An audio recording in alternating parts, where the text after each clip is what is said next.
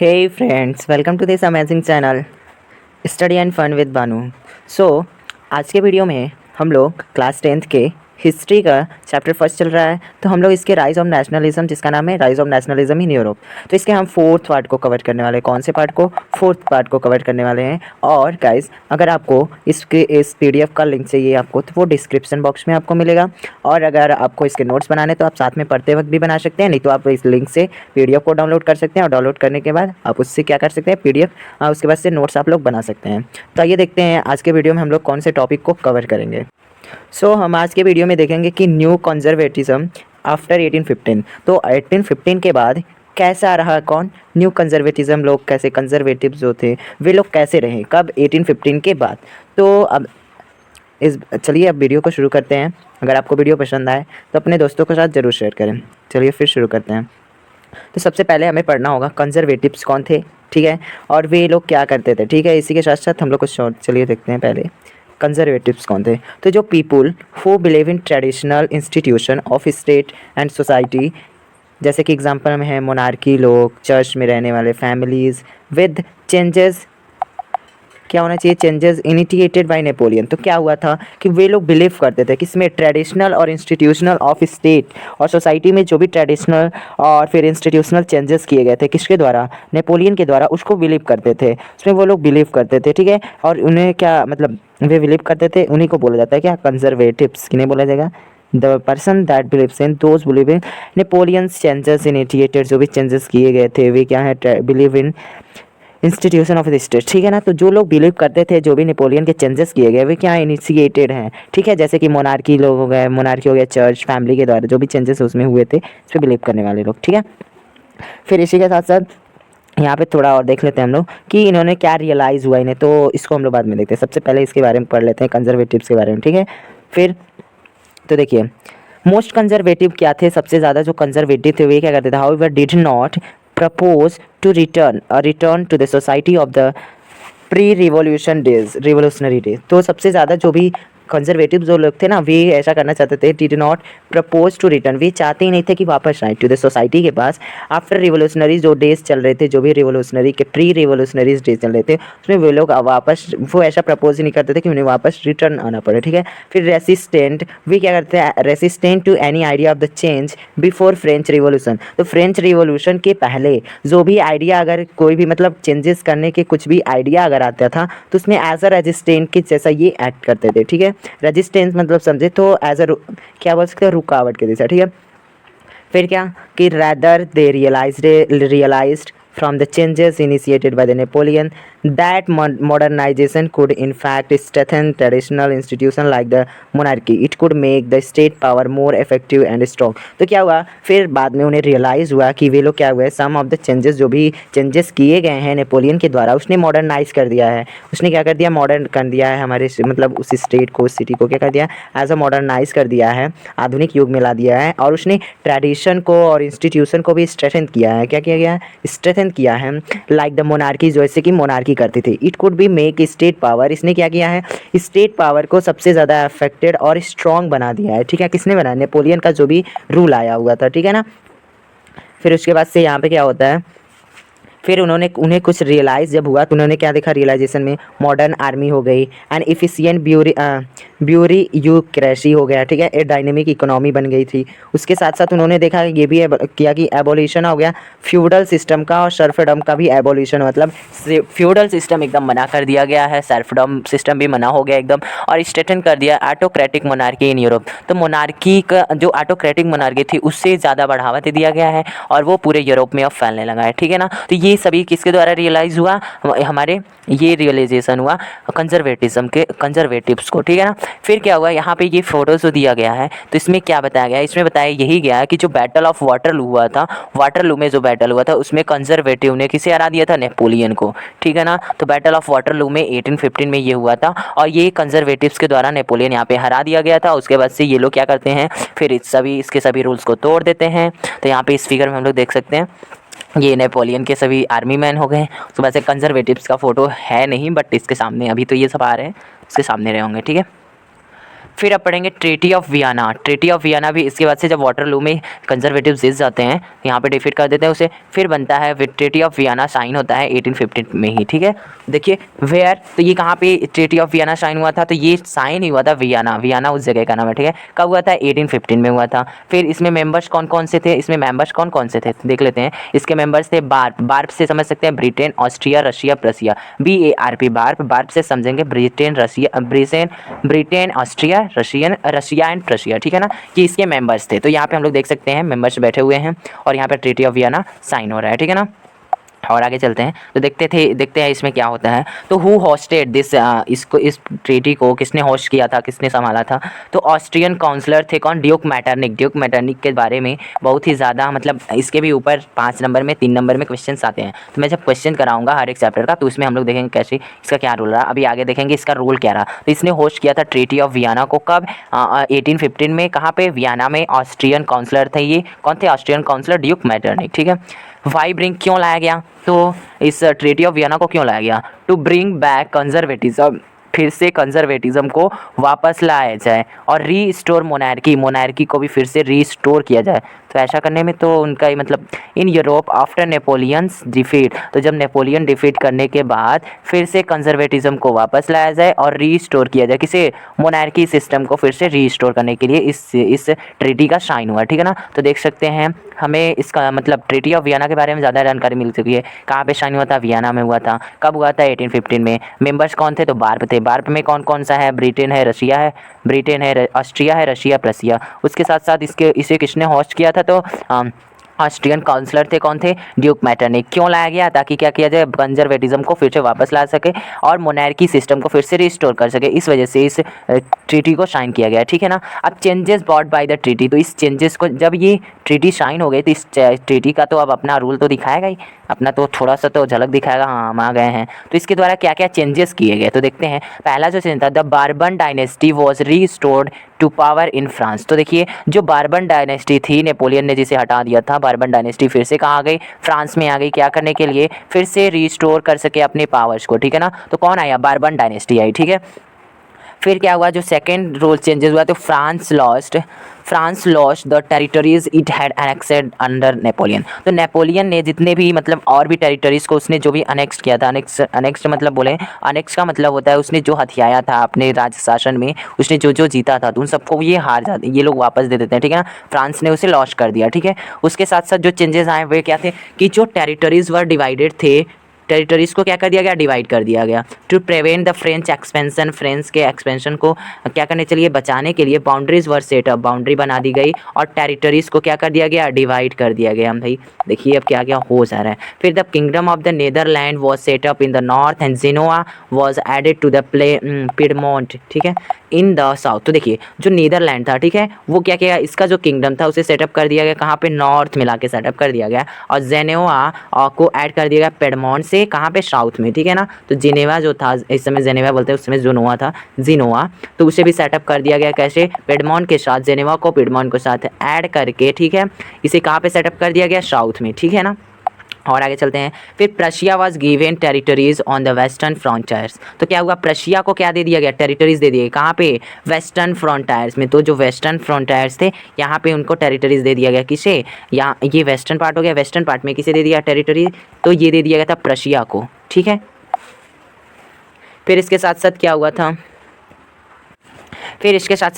कि but the German confederation of 39 states, sorry इससे पहले वाले पॉइंट में अभी कंप्लीट नहीं हुआ था। तो देखिए प्रशिया को क्या दे दिया गया था, टेरिटरी, कहाँ पे, वेस्टर्न फ्रंटियर्स में। उसके साथ साथ बोला गया while Austria was given control of northern Italy. तो ऑस्ट्रिया को दे दिया गया था क्या, कंट्रोल, कहाँ का कंट्रोल, नॉर्थन इटली का कंट्रोल किसे दिया गया था, तो ये जो नॉर्थ इधर पड़ेगा हमारा, मैप के हिसाब से देखें तो नॉर्थ यहाँ पे पड़ेगा, फिर इधर साउथ हो जाएगा। तो ये नॉर्थ का जो भी पार्ट था इसे कंट्रोल करने के लिए किसे दे दिया गया भाई, इसे कंट्रोल करने के लिए दे दिया गया ऑस्ट्रिया को। तो ऑस्ट्रिया कहाँ पे था, नॉर्थ इटली को कंट्रोल कर रहा था। प्रशिया किसे कंट्रोल कर रहा था, प्रशिया कर रहा था साउथ को। ठीक है ना, वेस्ट को। ठीक है, फिर इसके साथ साथ देखें फिर कुछ रूल्स बनाए गए थे और क्या चेंजेस लाए। But the German confederation of 39 state, जो जर्मन कन्फेडरेशन हुआ था कितने का, 39 स्टेट्स का, वो क्या हुआ, had been set up by Napoleon के द्वारा सेटअप कर दिया गया था, वॉज लेफ्ट अनटच्ड, जिसे बिना छुए वैसे ही छोड़ दिया गया था, ठीक है। और फिर बोला गया है इन द ईस्ट में क्या हुआ, जो Russia was given a part of Poland, Russia को क्या दे दिया गया, एक पोलैंड का थोड़ा सा पार्ट दे दिया गया, while the Prussia was given a portion of Saxony. तो देखिए भाई यहाँ पे बोला गया है कि जो रशिया था, रशिया को कौन सा पार्ट दिया गया, पोलैंड का पार्ट दिया गया, जबकि प्रशिया को एक पोर्शन दे दिया गया किसका, सैक्सोनी का, ठीक है ना, सैक्सोनी भी वहाँ का जगह है, ठीक है। इसके साथ साथ तो यहाँ पे हम लोग देख सकते हैं कि कई चेंजेस लाए गए किसमें, इस ट्रीटी ऑफ वियना से कई चेंजेस लाए गए, ट्रीटी ऑफ वियना, इससे कई चेंजेस लाए गए। तो हमें क्या करना होगा, कुछ चेंजेस को याद रखने होंगे, जैसे कि बर्बन डायनेस्टी फिर से आई, उसके बाद से फ्रांस ने लॉन्च कर दिया अपनी टेरिटरी को। तो ज़्यादा से ज़्यादा हमें 5 पॉइंट्स याद होने चाहिए, ट्रीटी ऑफ वियना में क्या क्या चेंजेस हुए, फिर टेरिटरी डिवाइड हो गया, कौन सा नेदरलैंड का किंगडम कहाँ पे सेटअप किया गया, नॉर्थ में किया गया, उसके साथ साथ फिर पेडमॉन्ट और जेनोवा को एक साथ ऐड करके कहाँ पे सेटअप कर दिया गया, साउथ में। फिर उसके बाद से जो 5th पॉइंट हम लोग याद कर सकते हैं, प्रशिया वॉज गिवन टेरिटरी कहाँ पे दिया गया, वेस्टर्न फ्रंटियर्स में दे दिया गया था। उसी के साथ साथ एक और हम याद कर लेंगे कि जर्मन फेडरेशन 39 स्टेट्स का कभी चेंज नहीं हुआ और वो अनटच्ड वैसे छोड़ दिया गया जैसे कि नेपोलियन ने छोड़ के गया था। अब देखिए हम लोग देखेंगे ये हमारे ये जो फिगर दिया हुआ है एनसीईआरटी में दिया हुआ है, तो हम लोग देख सकते हैं इस फिगर में क्या हुआ था। तो जो conservative regime setup in 1815 for autocracy, तो जो भी रिजाइम कंजर्वेटिव के द्वारा सेटअप किए गए थे 1815 में 1815 में, वे क्या थे, ऑटोक्रेटिक थे। क्या थे, ऑटोक्रेटिक। तो देखते हैं क्या होता है यहाँ पे, ये जो the club of thinker anonymous caricature rating है 1820 में ये हो रहा था, तो वहाँ का ये फिगर दिया हुआ है और यहाँ पे कुछ यहाँ पे भी लिखा गया हुआ है, ठीक है। हम लोग उस एनसीईआरटी में दिया हुआ है, वहाँ पे हम लोग पढ़ सकते हैं, देख सकते हैं। यहाँ पे देखिए इन लोगों के मुंह पे भी कुछ लगाया गया है एज अ मास्क जैसा, ठीक है। तो देखते हैं अभी हम लोग इसके बारे में पढ़ते हैं क्या दिया है कि did not tolerate criticism and dissent. तो देखिए क्या हुआ था, यहाँ पे टॉलरेट करना मना था किसे, और क्रिटिसिज्म को और डिसेंट को करना एकदम मना था, ठीक है। फिर साउथ 1 मिनट, हाँ, sought to curb activities that question legitimacy and autocratic government। तो क्या हुआ था यहाँ पे, साउट करना भी, साउट टू कर्व कर दिया गया, मतलब एक्टिविटीज़ को क्या कर दिया गया, क्वेश्चन करने लिए, मतलब जो भी एक्टिविटीज़ हो रहे थे जैसे साउट टू कर्व करने का एक्टिविटीज़ जो भी थी वे क्या हो गए, क्वेश्चन लेजिटिमेटी ऑफ ऑटोक्रेटिक गवर्नमेंट। तो क्या क्वेश्चन पूछे जाने लगे, जो लेजिटिमेसी था ऑटोक्रेटिक गवर्नमेंट का उनके द्वारा पूछा जाने लगा कि जो साउट कर्व एक्टिविटीज़ थे उसे कैसे किया जा रहा है, क्यों किया जा रहा है, ठीक है ना। फिर सेंसरशिप, वहाँ पे सेंसरशिप लॉ इम्पोज कर दिया गया और न्यूज़पेपर, मतलब न्यूज़पेपर को बुक्स पे, प्लेस पे, फिर उसके साथ साथ अगर हम देखें सॉन्ग्स पे, और इसके साथ देखें तो जो वहाँ पे पोएम बोल सकते हैं, पोएम राइटर, इन सब के ऊपर सेंसरशिप लग गया। सेंसरशिप का मतलब होता है कि बैन हो जाएगा, यहाँ पे मना कर दिया जाएगा, इनके अगर ये चाहेंगे तभी वहाँ पे कोई न्यूज़ में ये चीज़ों को बता सकता है, अगर ये बोलेंगे तभी वहाँ पे कोई सॉन्ग ऐसा इसके ऊपर हो सकता है या फिर सॉन्ग गाया जा सकता है, ठीक है ना। तो सेंसरशिप एक पावर होती है जो दे दी, जो एक मतलब गवर्नमेंट के पास होता है, और ये अगर इम्पोज हो जाए तो वहाँ पे कोई भी उसके बारे में कुछ नहीं कह सकता, वो जो बोलेगा वही करना होगा उसे, वो वही छापेगा, प्रेस वाला वही छापेगा जो वो गवर्नमेंट बोलेगी, उसके अलग वो छापे तो उसका वो प्रेस क्या हो जाएगा, बंद हो जाएगा, ठीक है। अब इससे क्या हुआ कि इसने मोटिवेट कर दिया लिबरल नेशनलिस्ट को to fight for freedom of press. तो फ्रीडम, प्रेस के फ्रीडम के लिए क्या कर दिया, लिबरल नेशनलिस्ट को क्या कर दिया, फाइट करने को मोटिवेट किया। तो अब देखिए यहाँ पे फ्रीडम नहीं रहा प्रेस वालों को, और फिर जो भी मीडियाज होती तो उनको फ्रीडम नहीं था, तो इसी से मोटिवेशन मिलता है किसे, लिबरल नेशनलिस्ट को क्या करने के लिए, फाइट करने के लिए, ठीक है। फिर अब हम लोग पढ़ेंगे रिवोल्यूशनरीज़ के बारे में। रिवोल्यूशनरीज़ कौन थे, नए रिवोल्यूशनरीज़ आए क्या, तो हु वर रिवोल्यूशनरीज़, रिवोल्यूशनरीज़ कौन थे, तो भाई जो रिवोल्यूशनरीज़ उस समय रिवोल्यूट कर रहे थे वे लोग कौन थे, तो आइए देखते हैं इनके बारे में, ठीक है। तो रिवोल्यूशनरीज़ कौन थे, देखिए भाई, रिवोल्यूशनरीज़ वर लिबरल नेशनलिस्ट। रिवोल्यूशनरीज़ कौन थे, लिबरल नेशनलिस्ट थे, who belong to educated middle class elite, जो क्या करते थे, बिलोंग करते थे, क्या करने, एजुकेट कर सके, मिडिल क्लास को जगा सके कि वे लोग भी आए, अब क्या करें, रिवोल्यूट करें, रिवोल्यूशन में साथ दें, स्ट्राइक करें और फिर इससे फ्रीडम मिल सके, ठीक है ना। फिर इसके साथ साथ बोला गया दीज लिबरल्स, जो ये लिबरल्स थे ये क्या became revolutionaries with a motive of overthrow monarchy. तो मोनार्की को उठा के फेंक देने की मोटिवेशन के साथ साथ ये लोग रिवोल्यूशनरीज बने। कौन? लिबरल्स भी, ठीक है ना। फिर देखते हैं और इससे क्या कर सके वे लोग, जब रिवोल्यूशनरी करके वे लोग क्या कर सके, उनका मोटिव बना कि हमें क्या करना है, ओवर थ्रो कर देना है, किसे? मोनार्की को उठा के फेंक देना है। ठीक है, देखिए कैसे करते हैं अब ये लोग। तो आफ्टर 1815 के बाद क्या हुआ? 1815 के बाद तो after 1815 fear of repression drop many liberal nationalist underground and led to the formation of secret society. देखिए भाई क्या किया गया यहाँ पे, कुछ सेक्रेट सोसाइटी बनाई गई। क्या हुआ आफ्टर 1815 के बाद? क्या हुआ? Fear of repression drove many liberal nationalist and underground and led to the formation of secret society. तो क्या हुआ, जब एक फियर बन गया था उनको रिप्रेशन करने का, मतलब खुद दब जाएंगे, मान लीजिए वे लोग क्या करें, अगर एज इट इज़ सामने से वे स्ट्राइक करे तो उन्हें रिप्रेस कर दिया जाएगा गवर्नमेंट, क्योंकि सेंसरशिप भी लगा चुकी थी। और वे अगर ऐसा करते, मतलब वो लोग आगे सामने से ही करते, अगर स्ट्राइक करते तो वे लोग क्या करते थे, उनको मतलब पनिश भी कर देते। तो इसकी वजह से वे लोग अंडरग्राउंड होके और कुछ सेक्रेट सोसाइटी बना के क्या करने लगे, रिवोल्यूशन करने लगे। ठीक है ना। तो सेक्रेट सोसाइटी भी बनाई जाने लगी। तो सेक्रेट सोसाइटी में हम लोग देखेंगे गुलजी मैजिनी आ जाएंगे और भी गारिबल्डी आएंगे, तो हम लोग आगे देखेंगे उनके बारे में। तो क्या मेंबर्स कौन थे इसमें? मेंबर्स जो लिबरल नेशनलिस्ट थे बिगेन टू ऑपरेट अंडरग्राउंड। तो ये अंडरग्राउंड होने लगे और ये क्या ऑपरेट करना चाहते थे, ये ऑपरेट कर सकते थे किसे, सेक्रेट सोसाइटी बनाने लगते थे। ठीक है ना। मेंबर्स जो थे इसमें लिबरल नेशनलिस्ट थे। ठीक है। फिर ऑब्जेक्टिव था commitment to oppose monarchial form. तो ये क्या करते थे, इनका कमिटमेंट यही था, कमिट कर सके मोनार्कियल फॉर्म को, एकदम मतलब उसी के एकदम अपोजिट रहना है हमें। तो इन लोगों को मतलब यही था कि हम कैसे हटाएंगे मोनार्कियल सिस्टम को। तो देखते हैं पहले, fight for freedom of liberty. ये फाइट करते थे किसके लिए? लिबर्टी के और फ्रीडम के लिए ये लोग फाइट करते थे। अपोज करते थे ऑटोक्रेटिक रिजाइम को, ऑटोक्रेटिक रिजाइम को ये लोग अपोज करते थे। ठीक है ना। फिर अब हम लोग देखेंगे किसके बारे में, गुजिम मैजिनी जो आएंगे, सेक्रेट सोसाइटी बनाएंगे। और उससे क्या होता है कि मतलब फिर ये मतलब लिबरल थे और इन्होंने सेक्रेट सोसाइटी बनाई। उसके बाद से ये क्या करते हैं, इससे कुछ मतलब स्ट्राइक करते हैं अंडरग्राउंड होके भी। तो गुजिम मैजिनी जो थे, देखते हैं इटालियन रिवोल्यूशनरी थे। कौन थे? गुजिम मैजिनी जो थे ये इटालियन रिवोल्यूशनरीज थे, बॉर्न हुए थे जिनोवा में 1807। तो 1807 में ये बॉर्न हुए थे, कहाँ पे? जिनोवा में। ठीक है ना। फिर उसके बाद से देखें तो ये मेंबर ऑफ सेक्रेट सोसाइटी के मेंबर थे ऑफ द कार्बोनरी। तो कार्बोनरी के एक सोसाइटी के ये मेंबर्स थे। कौन थे? गुजिम मैजिनी। तो फाउंडेड अस 2 सोसाइटी, इन्होंने 2 सोसाइटीज़ बनाई थी। तो इनके ऊपर क्वेश्चन आते हैं कौन कौन सी 2 सोसाइटी फॉर्म की गई थी गुजिम मैजिनी के बारे। तो यंग इटली इन मार्सिलीज, मार्सिलीज में यंग इटली बनाया इन्होंने। ठीक है ना। Young Italy in Marseilles and young Europe in Berne. तो बर्ने में इन्होंने यंग यूरोप बनाया, यंग इटली कहाँ पे बनाया? मार्सिलीज में। ठीक है। इसके साथ साथ अब देखेंगे he believe that God had intended nation to be the natural unit of the mankind. ये बिलीव ऐसा करते थे, बिलीव करते थे कि जो गॉड है ना, भगवान ने इंटेंड किया नेशन को कैसे, as a natural unit of mankind, लोगों के मैनकाइंड के लिए नेचुरल यूनिट बनाया गया है, किसी नेशन को बनाया गया है। ठीक है। फिर क्या होता है कि जो Italy could not continue to be patchwork of small states and kingdom. तो Italy could not continue to be patchwork of small states and kingdom। तो इटली ने कंटिन्यू कर ही नहीं सका अपने पैचवर्क को, जैसे कि स्मॉल स्टेट्स के साथ और किंगडम्स के साथ। ठीक है। इसके साथ साथ unification of alone could be basis of the Italian liberty. तो इटालियन लिबर्टी पे जो यूनिफिकेशन था वो अकेले नहीं किया जा सकता था। Unification alone could be on the basis of, जो इटालियन लिबर्टी का जो यूनिफिकेशन हुआ वो किया गया, एलोन किया गया, अकेले किया गया on the basis of Italian liberty को देखते हुए। ठीक है। उसके साथ साथ क्या हुआ कि जो मैजिनीस थे ना वो रिलेंटलेस थे, relentless opposition to the monarchy, monarchy के एकदम अपोजिट में थे, रिलेंटलेस अपोजिट थे। ठीक है ना। And his vision of democratic Republic, इनका जो देखने का जरिया था वो क्या था? डेमोक्रेटिक रिपब्लिक को देखें किसे, टू फ्राइटन द कंजर्वेटिव्स को हटा के, उनको फ्राइटन करके, उनके डरा करके। ठीक है। Metternich describe him as the most dangerous enemy of the social order. तो उन्होंने फिर मैटरनिक, जब इन्होंने सोचा कि मुझे कंजर्वेटिव्स को क्या करना है, हटा डरा करके मुझे डेमोक्रेटिक रिपब्लिक बनाना है, किसे? इटली को।